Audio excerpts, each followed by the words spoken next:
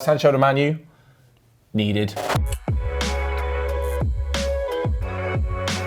So that and more coming up as myself and Angelina are here yet again for another Q&A with loads of your questions. Right, first up from Ryan Yowell, who said, which of these players is most needed at their transfer rumoured destination? Okay, let's take a quick run through. Okay. Koulibaly to City. Yes, I think that they need a solid defender. I know that they've obviously signed Nathan Ake and not taking anything away from him, but I don't know if I would 100% be comfortable with just him. I think getting somebody else in who's quite strong as well would be good. You know what I always think? Left centre-backs, for some reason, only seem to play left centre-back. The thought of Ake and Laporte together blows people's minds. Like, you can't have two left-footed centre-backs. There have been right-footed centre-backs playing at centre-half for as long as I can remember. It's discrimination against the left foot. John Terry was a right-footed left centre-half. So was Ledley King. So was Nemanja Vidic. Or Ferdinand, whichever one of them. Like, why is that acceptable? But then with two left-footed centre-halves, oh no, that's absolute madness, Matt. You're an idiot. I don't know. Anyway, next up, Sancho to Man U, needed. 100% needed. I'm sick of the saga. Manchester United needs somebody on that right wing. Daniel James cannot cut it for a full season. Massively needed. Thiago to Liverpool? Also needed, maybe not as massively. I just think that all the other teams around Liverpool have been making good signings and doing enough to kind of close the gap with Liverpool. So I kind of feel like them getting somebody in who's an experienced, really good midfielder that they will get, some great games out of. I think having somebody like that will give them like a little bit of an edge. It depends on the Wijnaldum thing. Yeah, He's that's more true. needed if Wijnaldum leaves. Yeah. And Suarez to Juve. I feel like they'll survive without him. I do love the idea of him and Ronaldo like being like little best friends together. I am well on board for that. But I feel like if they don't sign him, I think they do have goal scorers in that team anyway. Like Cristiano Ronaldo? Is he the goal scorer that you're talking about? Allegedly, yeah. Apparently he scores goals. Right, who's most needed then out of the four? Who are we going for? I'm going to be biased and go Sancho, of course, yeah. I'm going Koulibaly. I think he's more needed for City. Fair enough. Suarez the least. I'm not sure they need him at all. Right, you up next. Okay, so this is from Arjun Chowdhury. So, I think Houssem Aouar, again, sorry if I said that wrong, has the potential to be one of the best midfielders in the world. When he is available for 55 million, why aren't many clubs making a move for him? I heard Real Madrid are monitoring his situation, but for me, he starts for Bayern, Barcelona, Real Madrid, Man City and Liverpool. That's a lot of clubs for him to play for at one time, isn't it? I am a Chelsea fan, and if I had to sign any one player now, it would be him. That's a massive call. Like, don't get me wrong, I know he's a good player. And the likes of Arteta and Guardiola have said, what a fantastic player he is, and they've singled him out for praise when they've talked about him, or even as Manchester City have when they've played Lyon a few times in the last couple of years. I don't know if he starts for all those teams.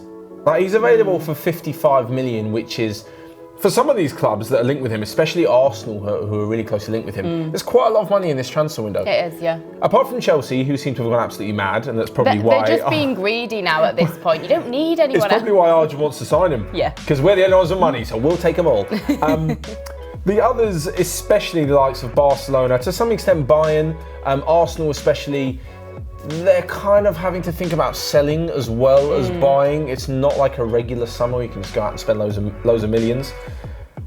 I'm not sure he starts for all these teams. I think he's got the potential to reach that level, but I just don't think he starts ahead of some of the players that you're mentioning from these teams. I mean, Barcelona, he'd be a good replacement for Arthur. Bayern, he wouldn't. Man City, I doubt it. Real Madrid, maybe not. I think 55 million is indicative almost of his level of ability. He's not costing the 80 million that Havertz cost because he's not the 80 million that Havertz is worth. Yeah. So I think that's a pretty flat line on that one. Okay, next up from Socops 10, may pronounce it. What do you guys think of Ousmane Dembele, and do you think we'll see a comeback from him anytime soon? This could apply to like every single season of when he's injured, this question. Where would be the best club for him to regain his Dortmund form and become world class, because he's been a flop at Barca? Ooh. I think it's a bit harsh to say he's a flop at Barca. Like, it's not his fault he was injured. Like, leave him alone. Like, it's a bit harsh. What's he ever done to you? Yeah, exactly.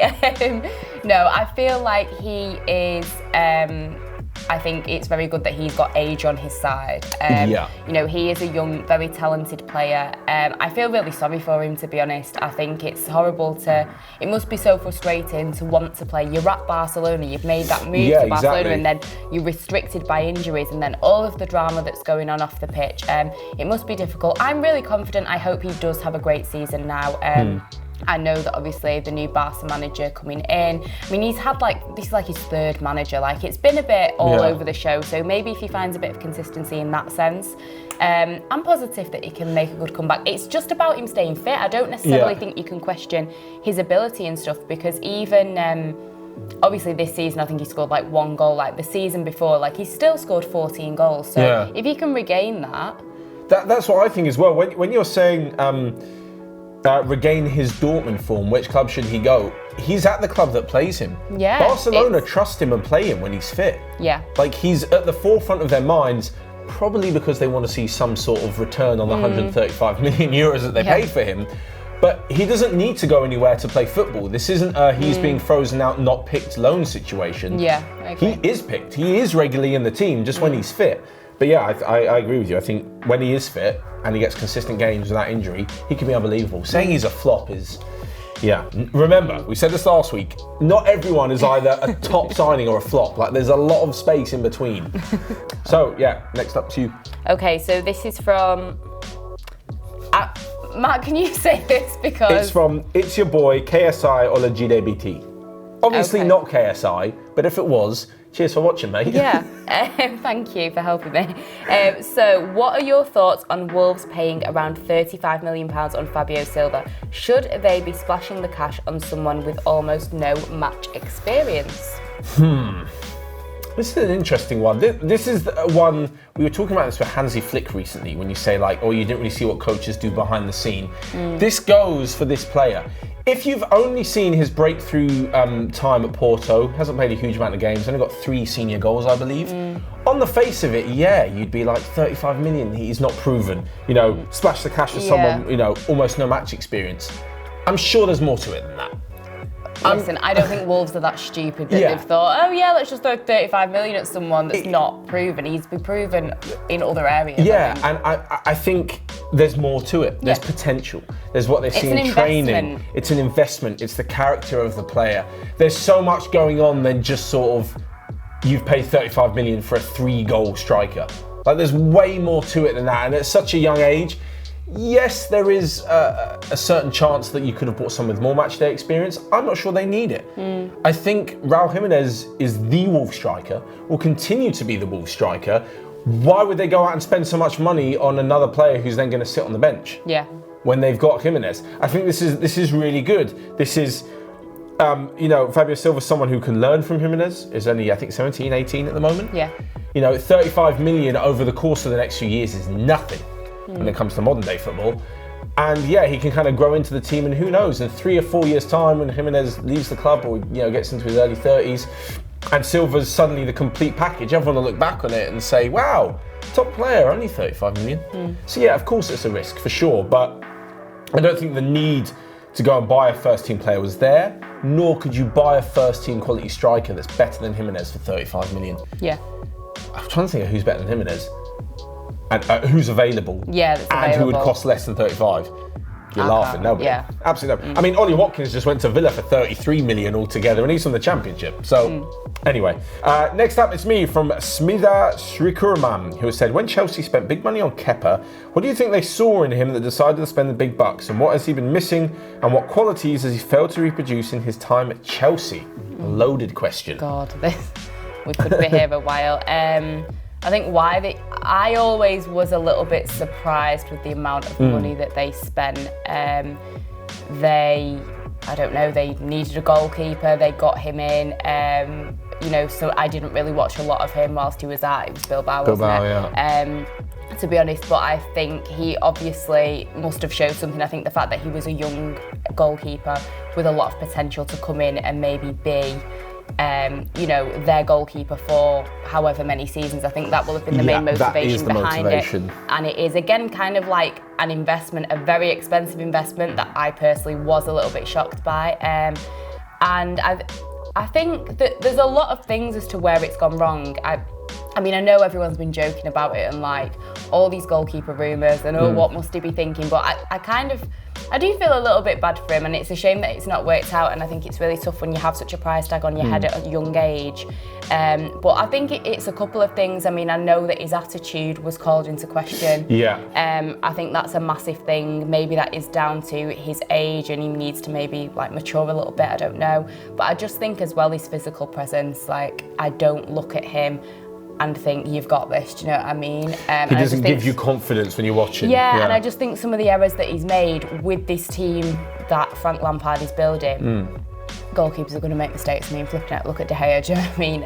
I'm not one to judge, but I just think when you're making all of these errors, you've got bad attitude, you've not really got that physical presence that you can trust. You need someone there. You mentioned it there, that investment is the key part of it. It's an investment that's not paid off. De Gea's been there for 9 years at United? And they paid, what was it, 38 million for him? Something like that? Yeah. Like, that's an investment, and that's fine. If you're taking Kepa, or whatever age they took him, 22, 23, yes, they paid 72 million for him. But if you're thinking that, right, we're going to take him, he's quite young, especially young for a goalkeeper, by the way, whose best years are normally sort of 30 upwards, apart from the odd few here and there. Yeah. You're effectively saying to Kepa, we're taking you for a generation. This is 15 years worth. You're going to be a bit dodgy and young at the beginning. You're going to mature, you're going to get better, you're going to improve, blah, blah, blah, blah, blah.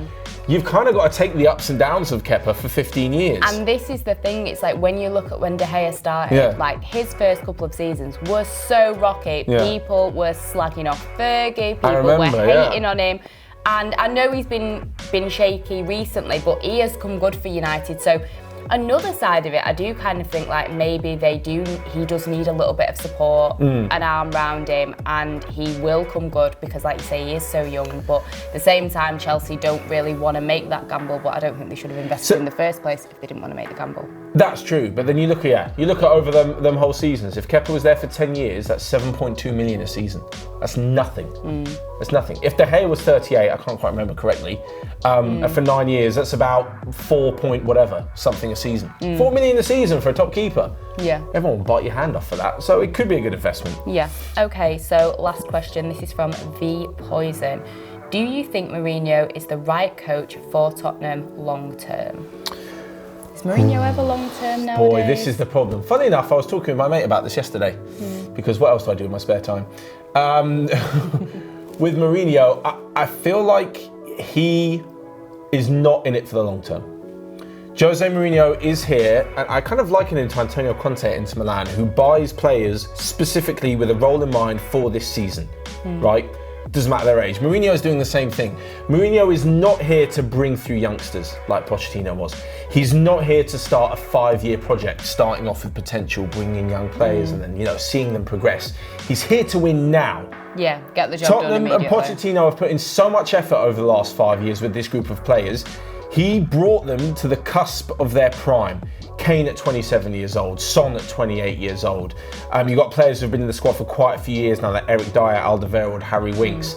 Doherty's been brought in age 28. Højbjerg is 5 years worth of experience in the Premier League and is a player who starts and plays and wins now. That Mourinho is here for 2 seasons. Yeah. You have 2 or 3 years, right, before Kane, Son, Moura, whoever else start to creep towards 30 and start to, slowly decline. It is now. Mourinho doesn't need to bring in youngsters. He doesn't need to think about the potential, right, of the new players in 3 or 4 years' time. He needs to think about who's going to work now, this season and next season, 2 years with trophies. That's what he needs to be doing. And I think Mourinho's not the right coach for a long term because this isn't a long-term project with Spurs. Yeah. Pochettino was the long-term thing to get them here. Now it's all about getting them over the line and winning something. Yeah. And I think that's what Mourinho's here for in 1 or 2 years. Whether he can do it is obviously another big question, and something that Spurs fans like myself are obviously quite riled up about. But I think that is it. That is it from ourselves for this Q&A. Anyway, thank you so much, as always, for letting us know all of your questions in the community tab on YouTube every single Wednesday night.